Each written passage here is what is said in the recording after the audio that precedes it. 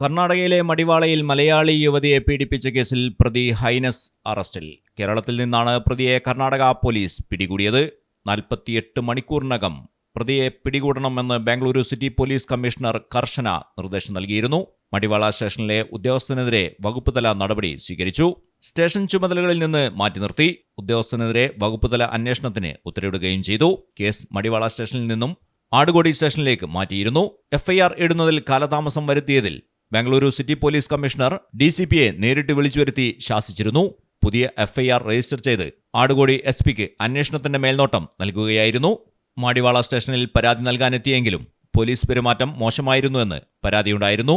പരാതി സ്വീകരിക്കാനോ വൈദ്യപരിശോധന നടത്താനോ പോലീസ് തയ്യാറായിരുന്നില്ല. സുഹൃത്തുക്കൾ നടത്തുന്ന കഫേയിൽ പാർട്ട് ടൈമായി ജോലി ചെയ്യുന്ന 20-കാരിയെ ഈ മാസം 12-നായിരുന്നു ഹൈനസ് ബലാത്സംഗം ചെയ്തത്. കഫേക്ക് സമീപത്തെ താമസ സ്ഥലത്ത് എത്തിയാണ് ഹൈനസ് പെൺകുട്ടിയെ പീഡിപ്പിച്ചത്. സുഖമില്ലാതെ താമസ സ്ഥലത്ത് വിശ്രമിക്കുകയായിരുന്നു പെൺകുട്ടി. ഇതിനിടെ ഹൈനസ് അവിടെ എത്തി.